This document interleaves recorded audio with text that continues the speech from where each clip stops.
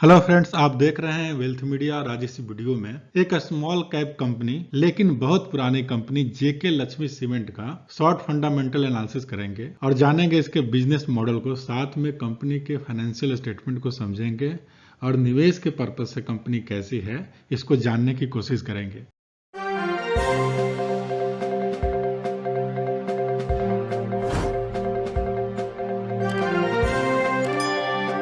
जेके Lakshmi cement JK group का एक महत्वपूर्ण हिस्सा है जो लगभग 4 दशकों से भारतीय सीमेंट इंडस्ट्री में एक नाम से जाना जाता है, जो 1982 में राजस्थान में अपना पहला सीमेंट प्लांट शुरू करने के बाद आज कंपनी देश के ज्यादातर प्रदेशों में अपने ग्राहकों को सेवा दे रही है। सीमेंट के अलावा इसके पास ready mix concrete, gypsum, plaster, wall putty, AAC blocks आदि भी बनाती है और कंस्ट्रक्शन के कार्यों में संपूर्ण समाधान प्रदान करती है। जेके लक्ष्मी सीमेंट का सारा ध्यान लगातार अपने प्रोडक्ट की क्वालिटी और ग्राहकों की संतुष्टि पर केंद्रित है। कुछ एनालिस्ट और डीलर का कहना है कि पूरे भारत की तुलना में कुछ राज्यों में सीमेंट की बिक्री बढ़ने की संभावना है। इसका असर सीमेंट कंपनियों की कीमतों पर दिख रहा है। महंगे कोयले और सीमेंट में इस्तेमाल होने वाली मिट्टी की कमी से पश्चिमी और दक्षिणी क्षेत्रों में सीमेंट की कीमतें बढ़ रही है।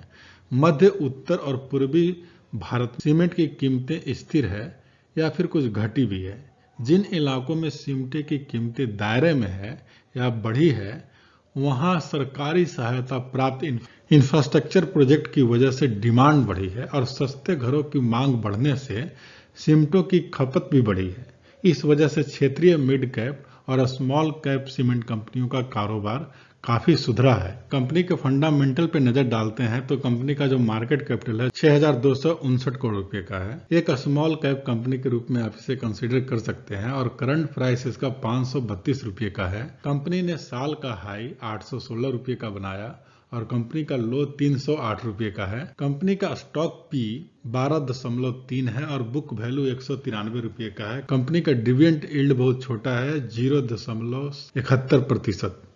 आरओसी कंपनी का 20.2% है। आरओई कंपनी का 21.5% है। फेस वैल्यू 5 रुपए का है और कंपनी में प्रमोटर की होल्डिंग 46% का है।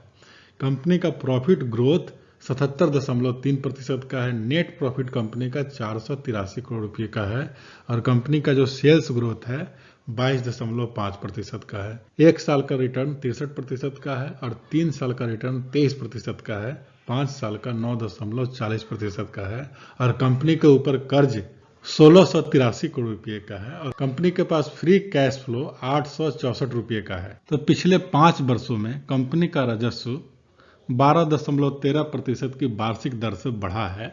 वहीं पे इंडस्ट्री का जो ग्रोथ रेट है वो 12.46% का है। और मार्केट शेयर की बात करें तो 5 वर्षों में इसकी हिस्सेदारी 1.78% से बढ़कर 2.21% हो गई है। और कंपनी का इनकम स्टेटमेंट देखें तो 5 वर्षों में इसका आय 213.44% की वार्षिक दर से बढ़ी है, जबकि इंडस्ट्री का जो औसत ग्रोथ है वो 19% का है। फाइनेंशियल ईयर 2020 और 2021 के बीच में कंपनी का रेवेन्यू और नेट इनकम कैसा रहा, तो 2020 में कंपनी का रेवेन्यू 4,410.6 करोड़ रुपए का था, जो 2021 में बढ़कर 4,800 करोड़ रुपए का हो गया।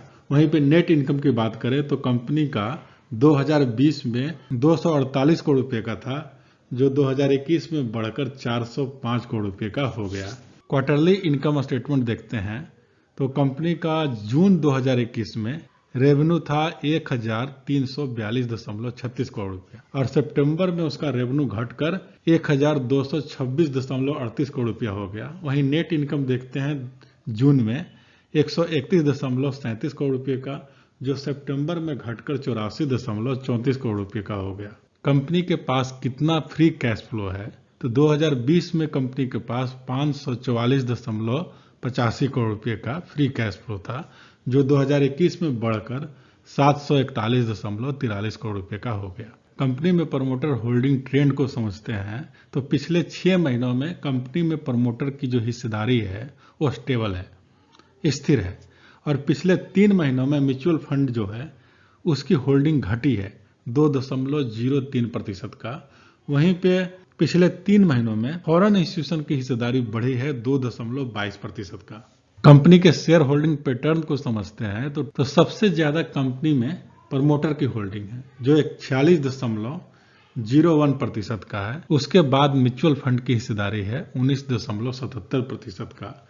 फिर फॉरेन इंस्टीट्यूशन का भी 12.48% का स्टेक है। रिटेल इन्वेस्टर का इसमें 16.21% का है और अदर डोमेस्टिक इंस्टीट्यूशन का 5.52% का है।